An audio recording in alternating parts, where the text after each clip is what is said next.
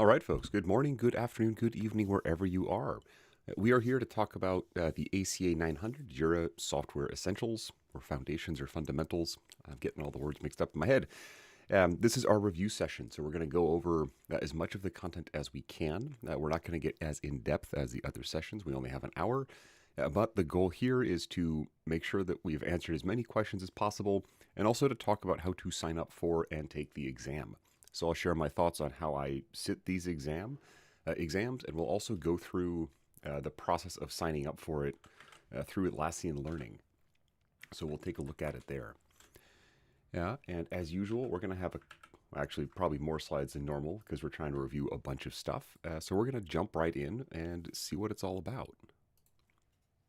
Oh, I do have one thing I'll share. There is a word I'm not supposed to say. If I say the word issue, you'll see this happen. Oh, it's not happening. It'll show up in a second. If I say the word issue, this will happen. Issues are an old term for what we now call work items. So if you see that word pop up and that sound effect happen, I'm trying to get better at using the appropriate terminology. That said, I'll probably make mistakes. So here we are. But who am I? My name is Rob. I'm an Atlassian certified professional, and I've been using Jira for about a dozen years. I started out using it as a customer, so reporting things internally to my IT team essentially, and quickly found myself managing teams that used it or managing programs or projects that used Jira.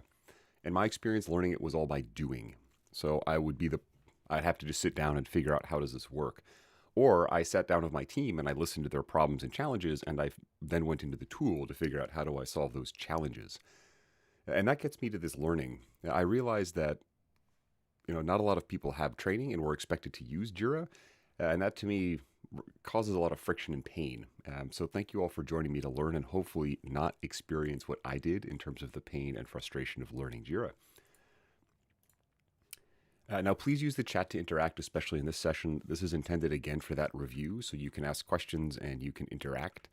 So let me know what questions you have or what topics you want me to dig into more. We'll cover the main areas of the ACA 900 soon, and I'll show you what those are in just a minute. And of course, please like this if you find it useful, but also share it with other folks. If there's other people on your team or other folks in your Atlassian community that you know of, send this to them if you think it'll help them.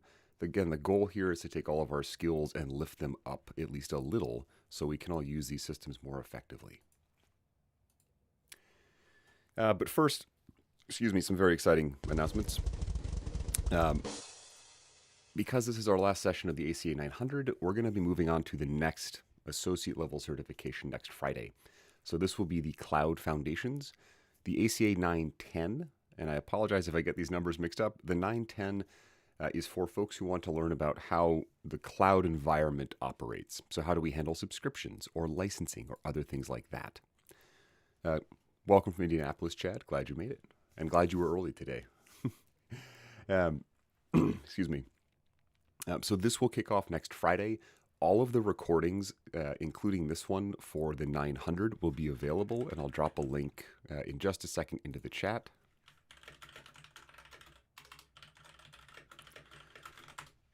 And be on the lookout for other videos I create around the 900 or topics that relate to it. A quick agenda, which I should have updated the concepts, so I'll just skip through this. We're going to be talking about the ACA 900 and trying to review as much as we can. And the goal here will be to plug any knowledge gaps that you have identified or you have questions. Welcome, Lucky. You have a very dark avatar photo, so I almost didn't see it. That's kind of cool. Now, I always start with this question. You'll see this question in all of the certification trainings, but why are we interested in this certification or in this course? And there can be any reason. The point here isn't to have a specific reason. You want to get a promotion or you want to make more money. The point here is to understand why we want to learn this, because understanding our own motivation will help us engage and help us remind ourselves when we don't feel like studying or want to give up on why we're doing the thing. And there's no wrong reason. Again, I do these certifications to learn, and that's because my skills have gaps. I was never trained. I've never had any official, hey, here's how this stuff works. So that means I've learned some things, but not other things. And this makes it hard to support my team and frustrating when I run into things that I don't know how they work. So that's why I am having these courses, because I get to work with everyone. Morning, Kaithra. Do you only have a left arm in that emoji? or right arm. Lucky has a doubt. If you're comfortable, please share it so we can hopefully help you out. And with that interaction with the chat, it's not just going to be me responding. There's a lot of other really smart folks who are familiar with Jira and know things that can help out. Chad is looking to make his millions, so to speak, more money. Not a bad reason. And that is actually one reason these certifications and trainings validate our skills. We can then take this and, if you use LinkedIn, put it on there or tell people, hey, I'm ACA-900 certified. And they might go, oh, what's that mean? You say, I know how to use Jira software really well. And they go, ah, cool. And in many jobs, that can help. And some jobs will require various certifications. So if there's a job or a role you're looking for, that is a great reason to study for and earn these certifications. Now, the 900 is broken down into 4 main areas, and we can see the breakdowns here. And this is important if we want to sit the exam. It's also important if we want to understand what Atlassian thinks is important for us to know about the system. So even if we don't sit the exam, looking at this, I can tell Atlassian thinks working with issues is super important. So maybe I should focus a bit more time on working with issues. And knowing about the issue lifecycle is important, but not as important.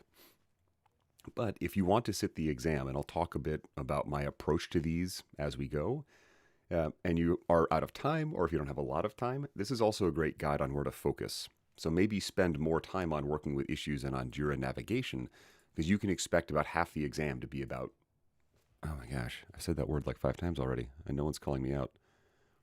There we go. Working with work items, excuse me. I told you that's going to happen a lot.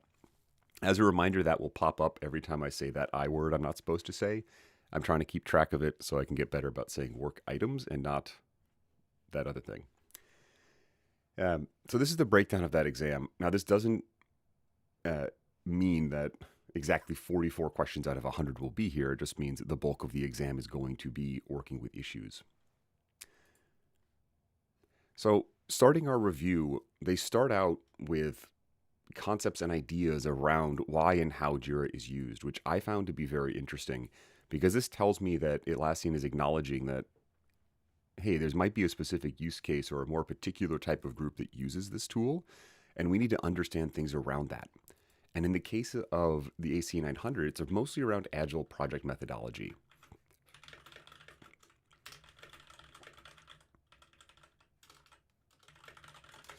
And so the question here is, have you ever been on an Agile project team or been an Agile project manager or been involved with one?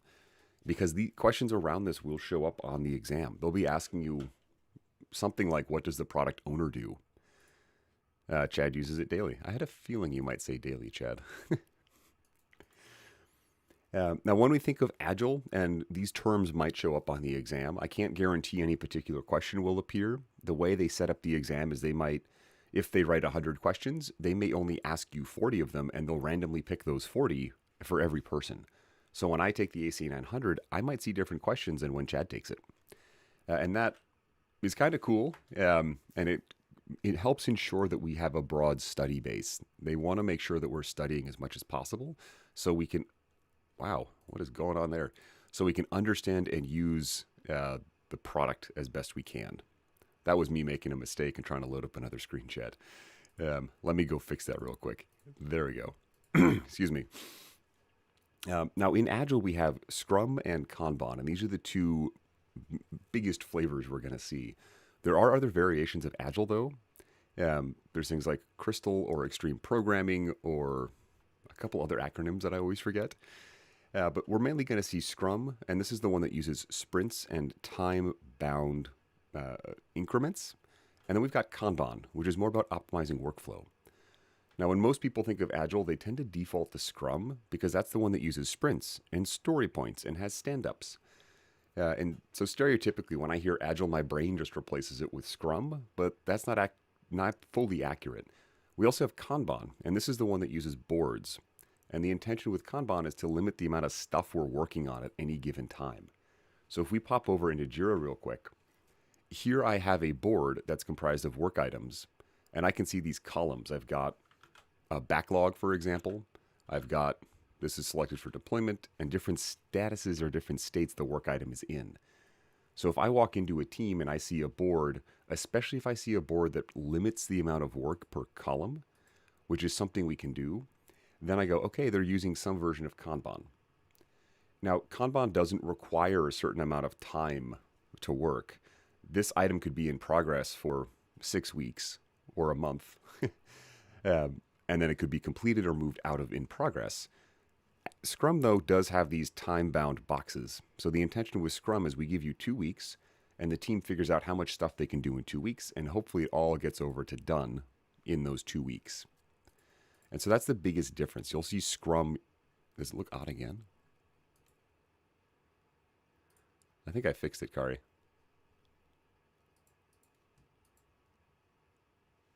Yeah, it looks okay. But thank you for letting me know. Chad, your comment, what LOL, was incredibly helpful. It told me exactly what the problem was, and I could fix it immediately. So thank you, my friend, for being specific with your complaint. He says tongue-in-cheek.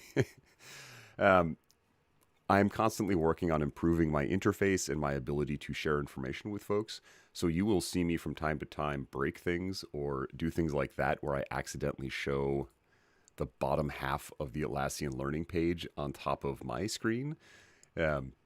So please call me out if you see something that looks bizarre so I can fix it. The goal here is to make sure that everyone watching has, the best learning experience I can provide. And so as I experiment, I will make mistakes. I apologize. I'm still working out the work items with my system. That was also a bit of a joke. They've changed the name of, I'll use the word issue to work item. And so some people have started replacing that word in their day-to-day speech, which is kind of funny. So Kanban, though, has these columns and limits work in progress. Scrum, on the other hand, has these sprints. Typically, they're 2 weeks. They could be between 1 and 4 weeks, though. And Scrum also uses what's called story points. Curious who has used story points before? Story points are a particular sticking point, especially for folks who are new to Agile. And I say that because a story point is not an estimation of time. One story point does not mean this will take 1 hour or 1 day or 1 minute. Story points are an estimation of complexity compared to other work items in that project. And so I have a lot of discussions with teams and they just want to say, oh, that takes 2 hours, that's 2 story points. I go, no. That is not what that means. And Chad hates poker. I'll talk about poker in just a minute and why Chad's commenting about poker. But curious, Chad, why do you hate poker? Now, when we have our Agile process, when we're planning things out, we will have a person called a product owner. And I wonder if I've got... Aha. Okay. On a Agile team or around an Agile team, you'll have someone called a product owner. And they are the people who represent the customer. So they're not a developer. They're not a project manager. They are someone who is, in my mind, the voice of the customer. They typically are someone on that side. So if I'm working with a sales team, my product owner might be someone from revenue operations who understands the needs of sales. And then they work to figure out what do we need to build or what is our highest priority thing.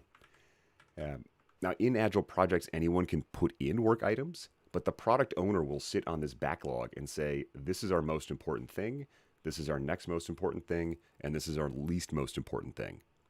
Then when the team is doing their planning, they have a meeting called a sprint planning session. Chad's team is terrible at poker and he always loses. All right. When the team sits down to do their sprint planning, they would just look at this backlog, open it up, and then the team would decide how complex this is compared to other work items. So this can be a process, and what Chad is talking about with poker is a way to do that. The team would sit down, and sometimes they even would have cards with numbers on them, and they would put this up on the screen and say, okay, team, how complex is this work item? And everyone would put down a card, and you'd all flip them over, and you would have a discussion. I might think it's 3 times as complex. It's 3 points. It's 3 times as complex as the simplest thing we've ever done. Maybe Chad, though, he's like, no. It's 7 times as complex. And I'd say, why, Chad? He'd say, well, because of these considerations and this thing that you didn't realize and all this other stuff. And then eventually the team would get to a point where we all agree it's actually 7. And they would repeat this process for every work item they're going to pull into their sprint. Now, again, this is not 7 hours. This is how complex this is compared to the simplest thing the team has done. And so what I could expect to see on the exam are questions around story points and how they can be used. So one of the big things, again, it's not time. If we need to track time, there is a way to do that with time tracking. So if your team really needs to know how many hours or minutes or weeks it's spent on a particular work item, you can come in here and add it. I think it's the K, nope. Which button was it? K? Work. Log work is Q, I'm sorry. What I just did is hit Shift, Command K on my keyboard, and that brings up this wonderful command palette thing. And you can see there are these letters over to the right. These are the hotkeys for something. So all I did was type in log work.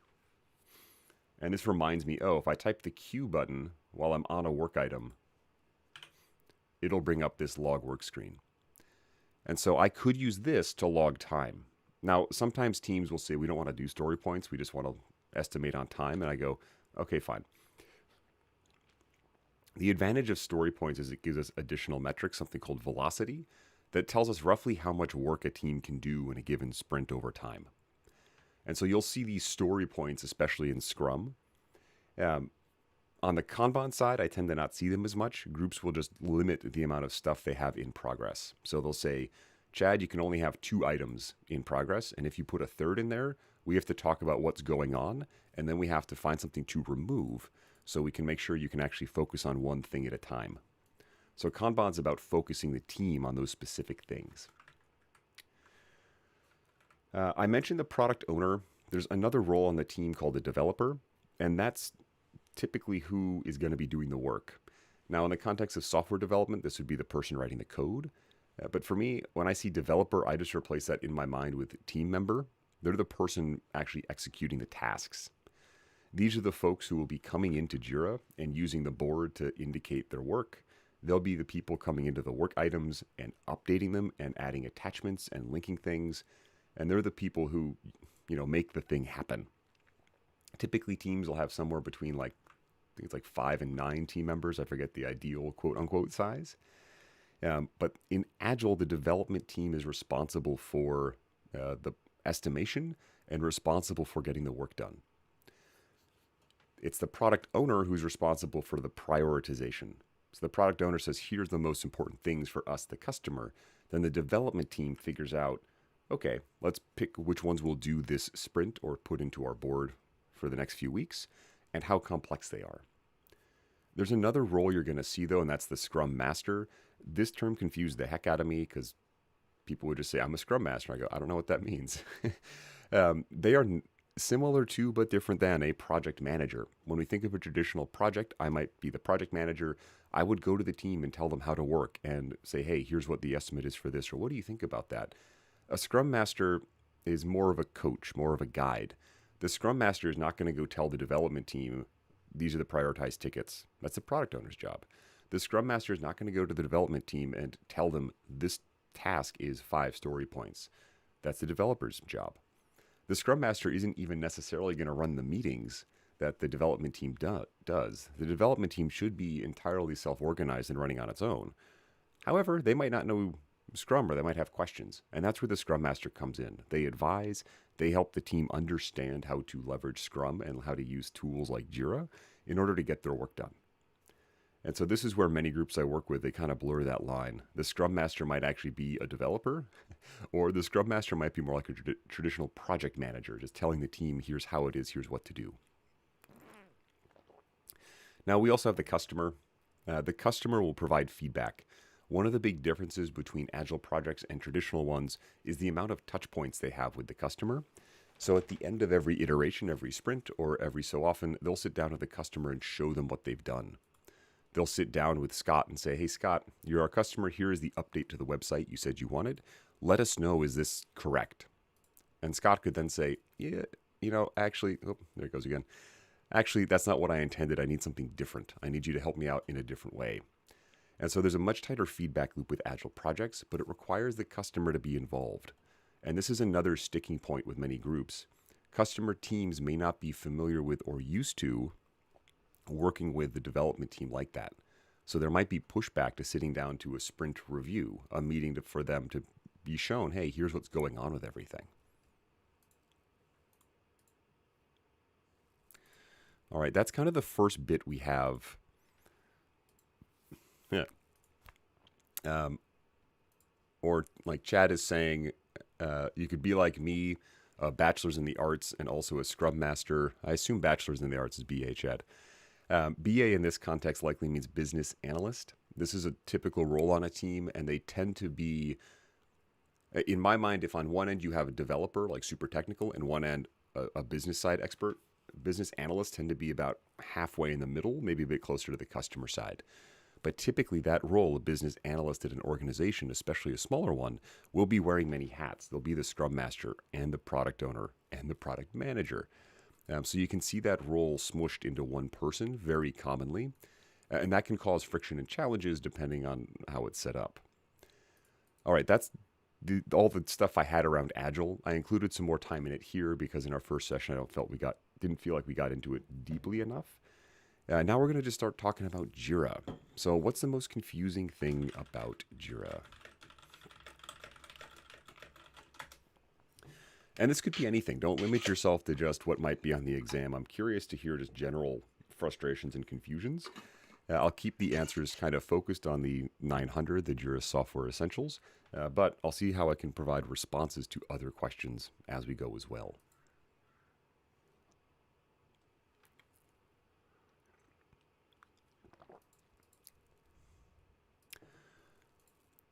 Kythra, I have a bachelor's in psychology, and I ended up getting a master's of IT management. So yeah, it was a very interesting career shift. All right, at high level, we need to understand some terminology. Now, these terms are important because when you look at them on the exam, you'll have to know, oh, that's what they mean by a project. Or when you go to look up something later, you're looking for help. You have to understand what an instance is and how they're different than other things. Now, an instance is a copy of Jira. You also might hear the term site thrown around, but one instance is independent from every other one. Organizations typically have a single instance. Bigger organizations may have multiple instances.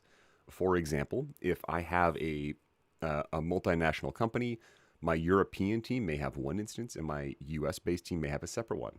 Or maybe my legal team has a different instance because they deal with very sensitive legal topics and we want extra security to make sure they don't get mixed up. There are two main types, cloud and data center. We're mostly going to be talking about cloud, although most of the stuff for this exam can work in both. Data center is managed by an organization. So if you have an internal Jira team and they manage servers and databases and things, you're likely on data center. That said, cloud is much more common for smaller or mid-sized organizations because Atlassian deals with all of the server stuff for you. Now, within cloud, there's 4 different flavors. Free, and you can always get a free instance. So if you're watching this and you're like, hey, Rob, I want to learn Jira, but we don't use it at my company yet. You can go get your own copy of it and tinker with it. The free instance has almost every feature. There are limitations on things like automation rules and how much storage. However, this is a great tool to use for personal projects. I've got a friend who uses this to help manage her life, which I think is incredible. When I think of Jira, I tend to think of enterprise, this big company managing work, but this tool has a lot of use cases. Now, the premium tier, and this might show up on the exam, is where we get the artificial intelligence or Atlassian intelligence, the AI. So if your instance has AI, you're on premium or enterprise, and that's going to be the biggest difference and the biggest thing to understand about the exam. The AI tools are pretty cool. They can help us generate work items. They can help us search for things. So if you've got them, you're in premium or enterprise. Now, within our instance, we have another way to organize things, and Kythra briefly mentioned this. How do we restrict access to a single space? I'm going to be overtly technical, Kythra. There are no spaces in Jira. There are projects. Aha! Space is a similar construct to a project in Confluence, a separate tool. You will hear me mix up those terms all the time. So a project in Jira is just a way to organize our work items. And you will be dealing with probably multiple projects when you go into Jira, and they can be aligned in different ways. There are two major types of projects. For the purposes of the ACA-900, just be aware these exist. A team-managed project lets the team make specific changes. So if you can go in and change a workflow, which we'll talk about soon, you might be in a team-managed project. But if you go in and you can't edit a workflow, you might be in a company-managed project that requires you to work with other folks. Chad, you've used a term that some folks here might not understand, and I'm going to now put it on you to explain what Rovo is. So if you could give us, can you Eli 5 it, explain it like I'm 5? What is Rovo and how does it impact Jira? Kaithro, what are you doing here? Please go get coffee. I would offer you some, but it'd be hard to get it through the camera. Vikram, welcome. Glad you can make it, my friend. Now, I got to back up one. A Jira instance will have many, many projects, and this is where it can also be confusing. If I pop into Jira, and one thing to note is I am using the new UI, so your instance may look slightly different. You may see options up at the top. Oh, that's so annoying. There we go. You'll see me having this toolbar, though, on the left. And if y'all can tell me, does my screen get a little bit dark, or is the contrast still okay? Now, this new UI is a bit confusing just because my habits are all different, but I have a projects menu, and this menu I can expand and collapse, and I can see all the different projects that exist.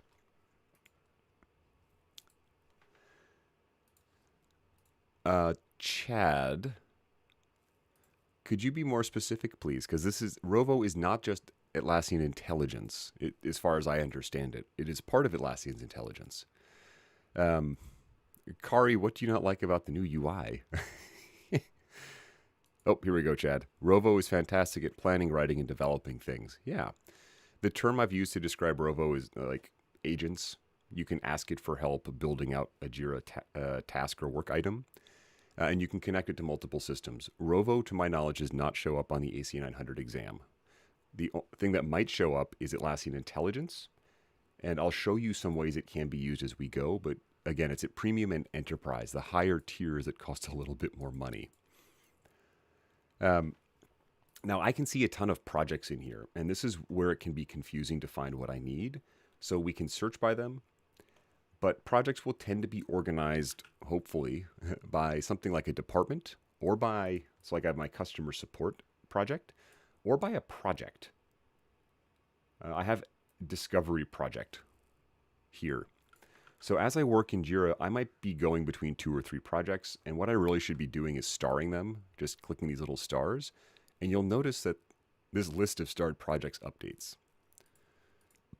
So as I'm navigating Jira, I'll star the things that I want to see, and then they just get pinned, bookmarked, saved to my menu right over here.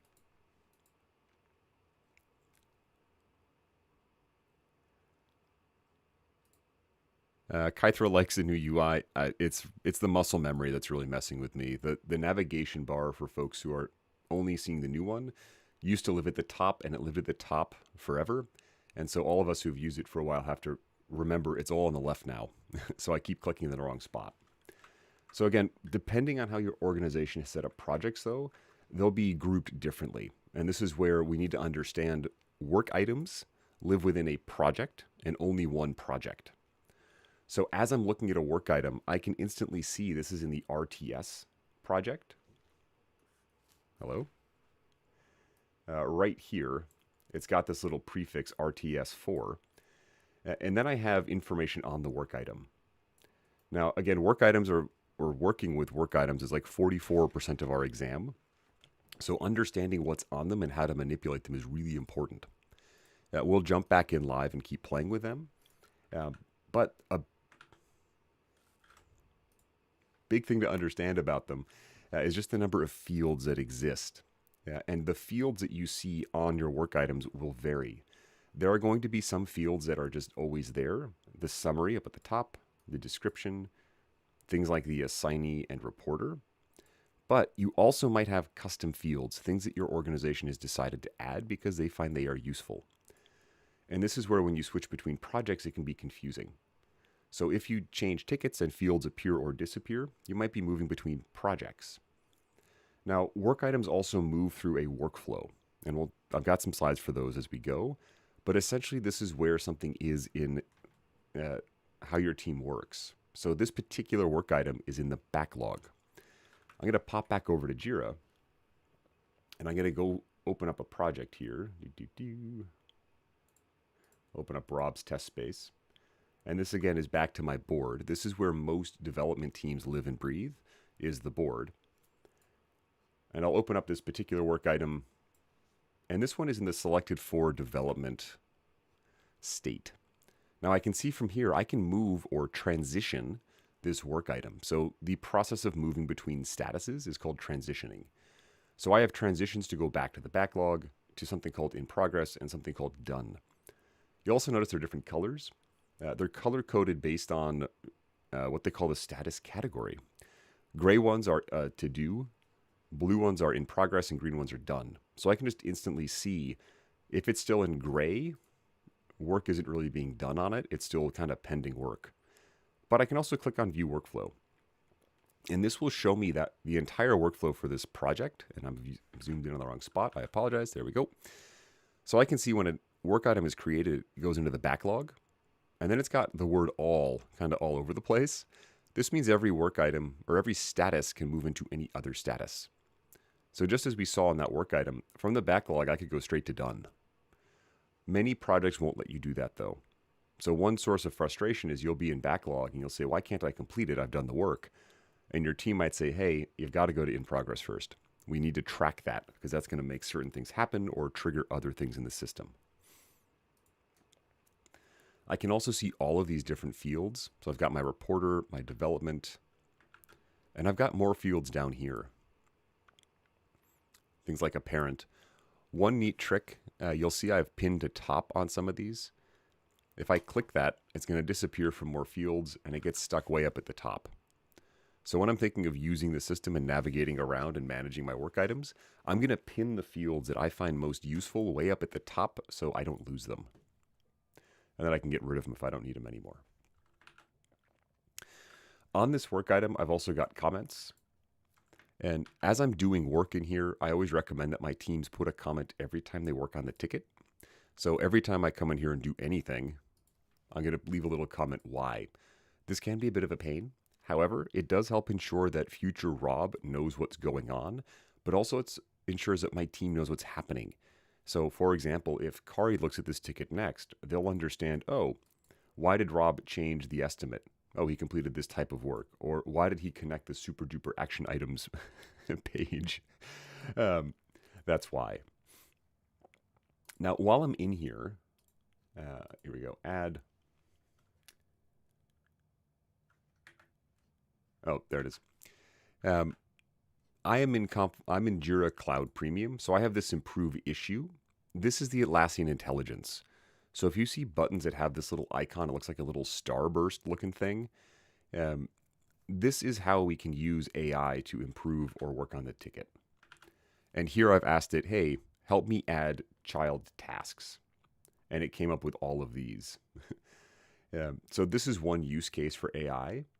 It can help speed up my workflow. And this is something I would expect to see on the exam just because it is a tool that they are making more available to us, whether or not we use it. If you don't see it, though, it means you're not in Cloud Premium or Enterprise.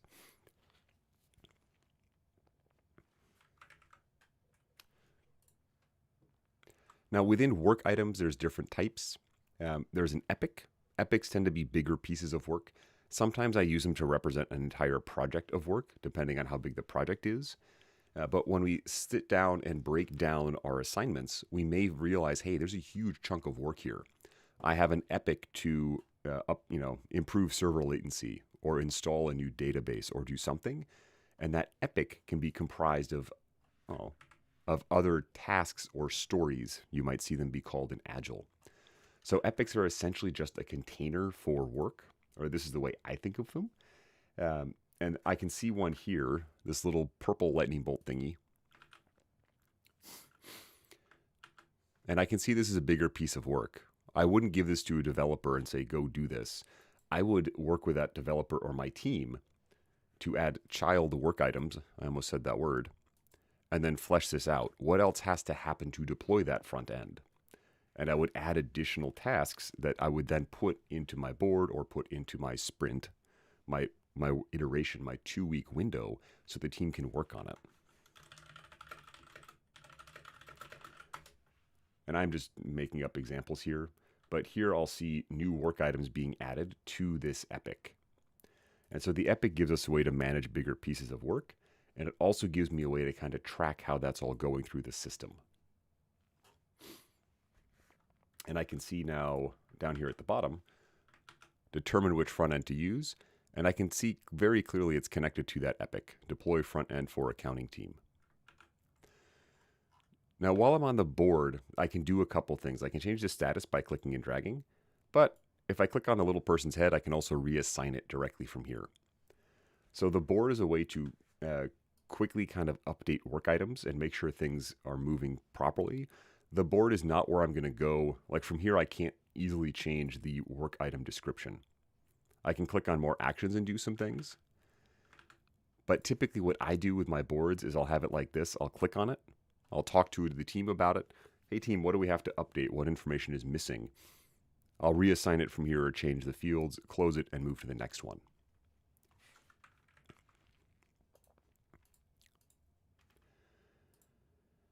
Our nav bar I spoke about.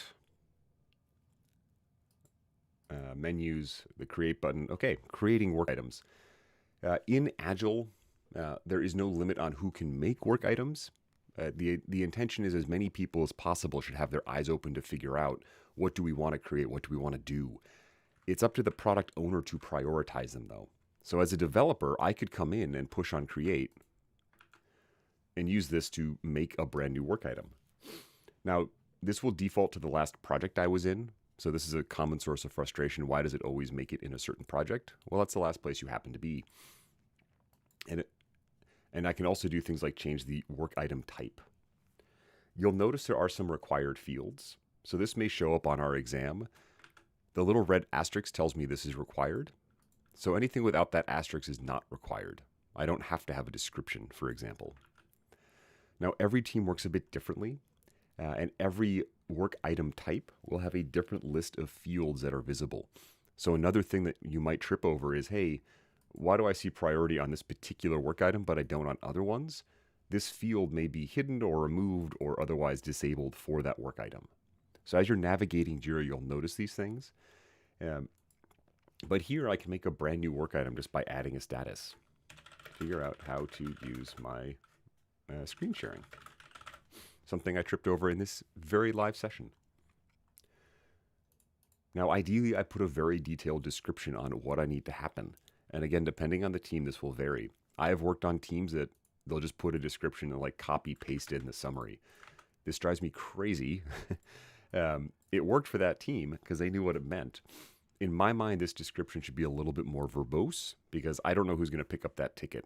Maybe Chad gets it and he looks at this and goes, I don't know what that means. And then he has to stop and come find me and ask.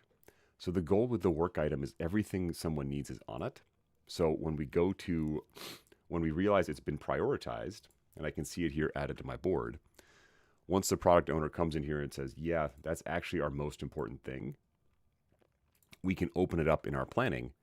We can assign it to someone and they can just start work. They don't have to worry about knowing what's on there.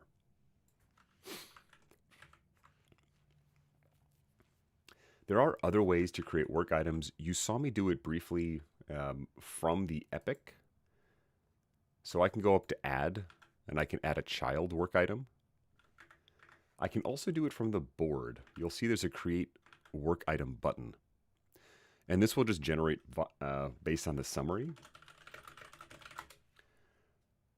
But this is something I do a lot in planning sessions. I'll just quickly add in placeholders, and then I'll flesh them out a little bit later. That can be a bad habit, though. It does require me to actually go back and update that work item to make sure there's information on it. While I'm talking about the board, I do have some options on changing how it looks. I like to keep it grouped by assignee, but I'll remove the grouping, and you'll see all the tickets just all up at the top.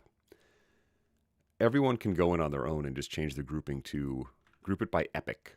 And I think there's only one epic in here. So here I have this epic that we just had, and it's single work item. But this is a very easy way to change what we're looking at. I like assignee because when I'm planning, I want to see all of Rob's stuff.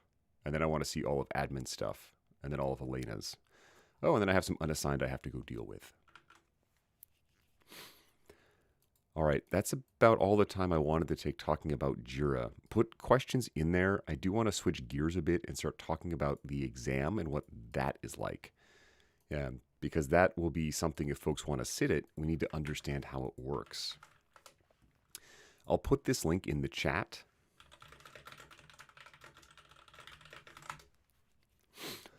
This is Atlassian's official page around the ACA-900. And this is where I got information like the exam topics. It's also where it's got important information right here. So if I want to take the exam, it does cost whoops, wrong button. It does cost what is going on? Well, that's annoying. Let me see if I can fix that. There we go. It does cost $100, and this is where if you want to take the exam, many organizations will cover that cost. They see it as professional development. So it can help to go to your manager and say, hey, manager, we use Jira. Here is a certification. I want to go prove my skills. What budget do we have? And you can show them this information and talk about, hey, I've done these trainings, and I'm ready to take the exam. Now, you get up to an hour to take it. For me, this is important to keep in mind because I have up to 30 questions. So that means I get 2 minutes to answer each individual question. I tend to rush through exams. So this is a good reminder that I actually have a lot of time to do that. And I'll finish it under 60, but I want to make sure I take enough time for each question.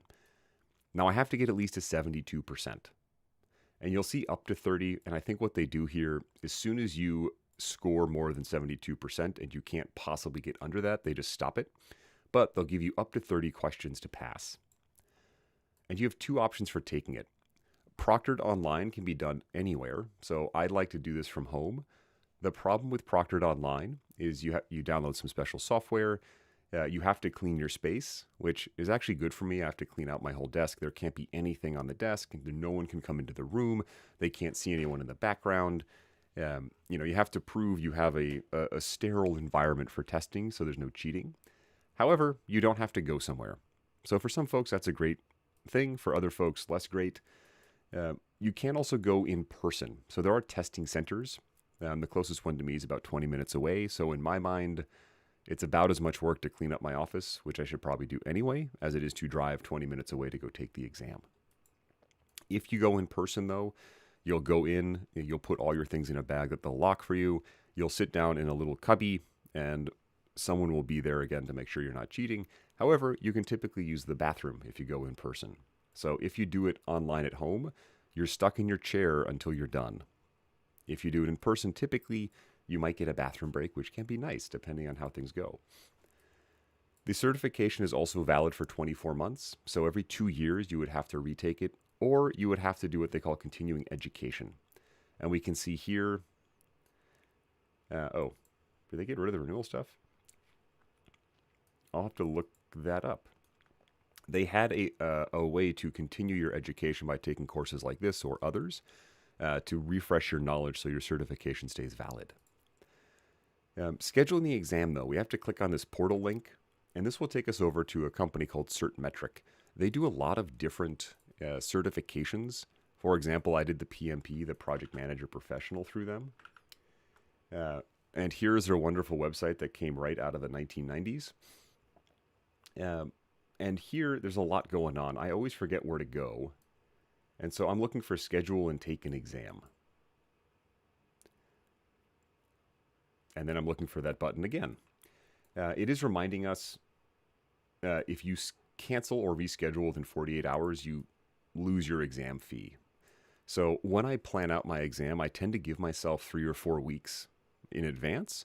Or if I haven't studied or if I don't feel like I'm ready, I'll give myself maybe 2 months maximum. And that forces me to sit down and study and get serious. If I'm more comfortable, though, I might give myself 2 weeks just to make sure I actually do the exam. And I do my best to make sure I don't have to reschedule It's a bit of a pain to come in here and do that. And, if you have to within 2 days, you'll lose the exam fee.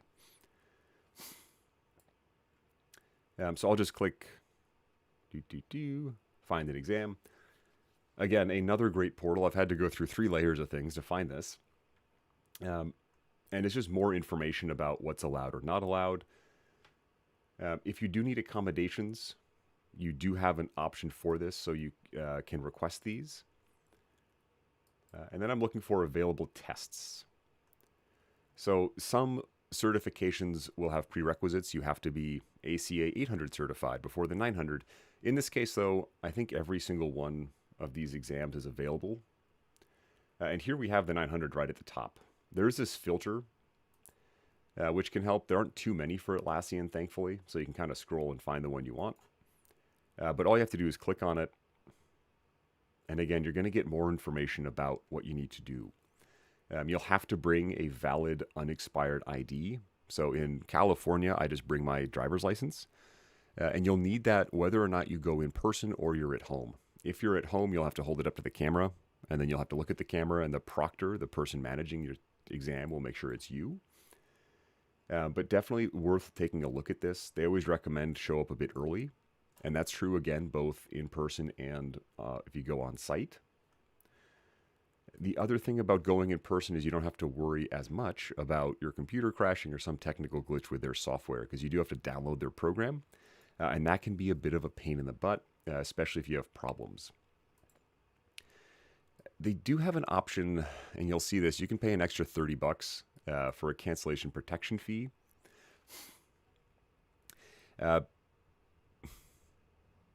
Basically, if you feel like you'll need to cancel day of, this will allow you to reschedule. I have never had to use this because I've always happened to have time. Okay, I love this side discussion too about locking down a single project. Kythra, could you just set up automated groups to handle that? I'll click continue to booking. And right here at the top is where I'll make my decision. Am I going to be online or am I going to be in person? For this example, I'll continue with online. And because I'm saying I'll do it, it wants to make sure I have minimum requirements. You can't use a headset or earbuds. And again, that's to help ensure we're not cheating. And they'll actually ask to turn your head and look in your ear to make sure you don't have an earbud in. So you do need speakers, as well as a microphone and a camera. I'll click yes. Again, the biggest challenge for me is well lit and free of clutter. They'll actually make you take your camera and point it at your desk, point it under your desk, point it behind you, point it at all the walls. Again, just to make sure there isn't something there that you could use to cheat. That for me is the biggest annoyance. However, again, it does force me to clean my space, which I need to do from time to time. Here we'll set up our details. You have to update your ID. And so you can do that through your camera, or you can use your phone. So I'll just skip this for now. Bleep. And then comes scheduling. This one for me can be a bit annoying, especially if I'm going in person. If I'm doing it self-proctored, I have a lot more options typically. Although even here, you'll notice I could do it tomorrow at 6 p.m. or at 10:30 p.m.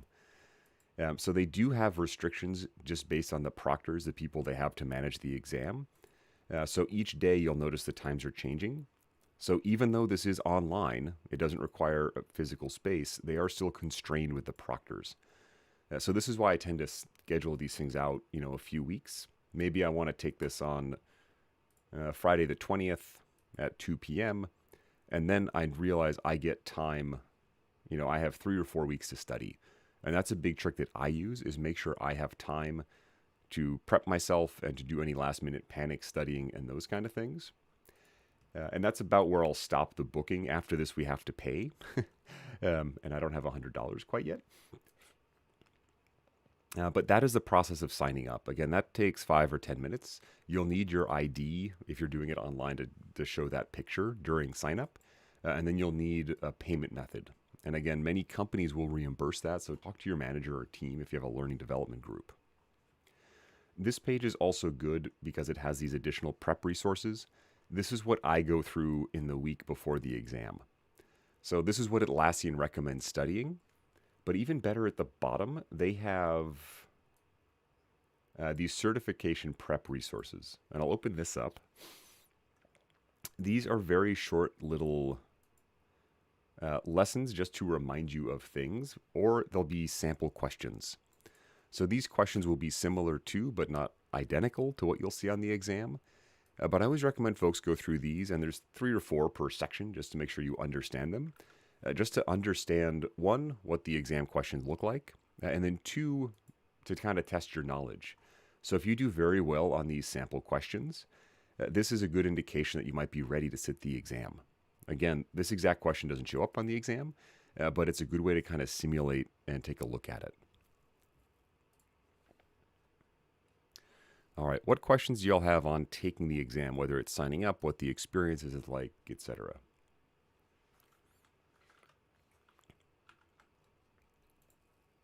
Whoop. On Zoom, thank you.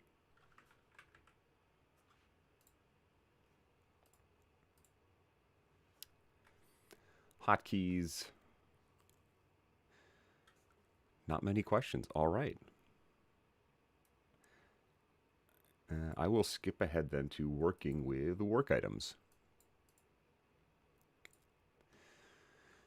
If we recall, working with work items is something like 44% of the exam, and you'll see a lot of red on this screen, and that's just to orient us in terms of where things are. Again, the exact fields on a work item will differ based on your project setup and what fields have been added or removed. So in here, you'll start to just see this. Like when I look at a work item, I just kind of know where everything is, but that's after 12 years of practice. The biggest things to keep in mind are some of these fields may be minimized. You'll notice there's more fields right here. So fields can be hiding. They can be hard to see. The work item type is displayed in the top left via that icon. So that, I believe, is a initiative. 2 big ones that you'll see, especially in Agile, are again that epic, that bigger container, and a story. A story is something specific to Agile, and typically phrased as a type of user, I need X to do Y. As a technical writer, I need text formatting to create visually compelling pages. As a finance expert, I need a general ledger to record my accounts. I'm making up examples, but a story would be something coming from the customer, and they'd be describing what they need. It's not a technical breakdown. For that, we might have a task or even a bug. A task would be something I expect my development team to build out. In order to complete the story, we have to use regex to get the username. A customer's probably not going to ask for that, but I can expect my development team to take the story and break it down into these tasks that they can then accomplish. You will also see subtasks. Personally, I let my teams build their own subtasks. You can think of this as breaking up a story or task into smaller chunks. So this is a way to allow the team to further define work items. Personally, I don't use them all that much, and I probably should. I have some ideas on how to use them to track things like these live trainings to make sure I have everything created properly. But just be aware that a subtask also exists. A subtask has to have a parent, and subtasks are not available on every work item type. So if you're working on a story, you may not be able to add a subtask. You might only be able to do it on a task. I briefly spoke about workflows. A big thing to remember on statuses is they are where a work item is in a process. They typically get conflated with a reason. Why was something closed? It was canceled. Canceled isn't really a status. Done or completed might be a status. And here we can see a very simple workflow. I have an idea. I'm working on the idea. I have the idea. I want to do the idea. I'm doing the idea. I completed the idea. I've seen groups with like 40 plus statuses in a workflow, and everyone just gets confused and they get frustrated that they have to click so many buttons. Usually simpler is better. But keep in mind the status should not represent the team it's with, why it's stuck, the priority of the work. It's just where it is in your team's workflow. I mentioned transitions are how work items move between statuses. We briefly spoke about boards, and I'm just about out of time. With boards, keep in mind the rows, the left to right is called a swim lane. That term shows up quite a bit in the training and in Atlassian's like demo questions. And that's where we can change the swim lane to be grouped by the priority or by the assignee to make things easier to manage and find. Transitioning work, we can just drag it between columns. Keep in mind every column has to have at least one status in it. So my backlog column has to be mapped to a status, maybe backlog. I cannot have a column that does not have a status. That's just not allowed. I can, however, have a column that has multiple statuses.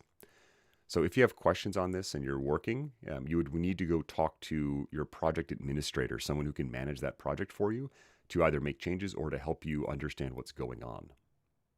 Here are those swim lanes I spoke about. And that's about all of my content. I've mentioned that we've got, and there I go again, doing that stupid thing with that overlay. There we go. I've mentioned that we're doing the ACA-900 next. The 900 is Jira Cloud Fundamentals, I think. I'm trying to remember the full name. But I would love your feedback on both what other certifications we should as a group look at and also how these sessions are going. I can make up ideas on what we should do next, and I can make up ways to help the learning experience.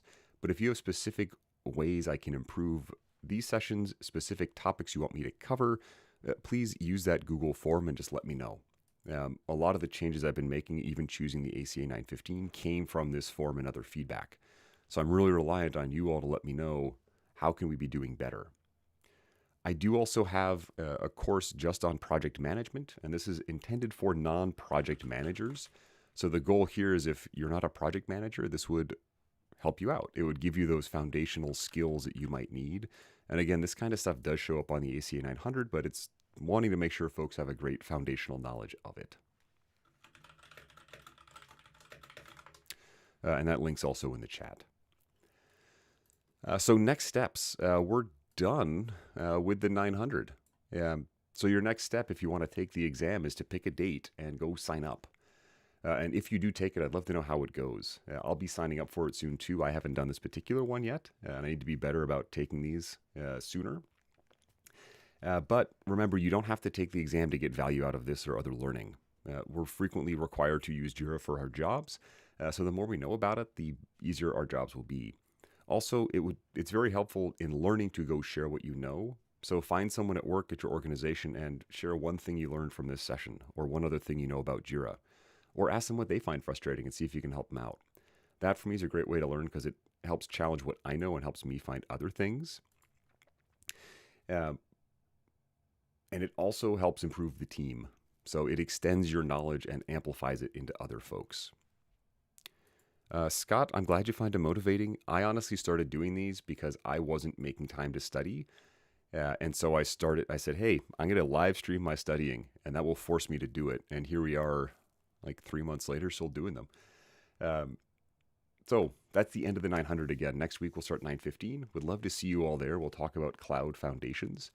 And Monday, we're still doing our ACP, the professional series intended more for admins, on the 420, which is Jira Service Management, but that cycle's almost done as well. So I'll be shifting over to a different professional level. Be on the lookout for more content, though. I try and drop a video every Monday. I've got some fun shorts, that kind of thing. And thank you all for joining me. I never thought we'd be now 2 associate level certifications in when I started doing these, and I can't do them without y'all. So thank you for listening in. Have a great, Friday? I was going to say Monday. Yikes. Have a great Friday wherever you are. I'm going to flip back to that opening video for a little bit and leave the chat open for anything else you've got. Oh, and I forgot a quick shout out to our Discord group. If you're looking for more support, live chat, etc., that link will take you to a Discord server we've got set up. I got about 100 folks in there now, just connecting. Chad loves the banter. I'm glad you appreciate the banter because I'm just kind of talking and doing my thing here. I appreciate you all find it interesting and useful. So yeah, again, thank you all. I have a lot of fun with these. I'll keep doing them. So be on the lookout for more. And I hope to see you all in one of these again very, very soon.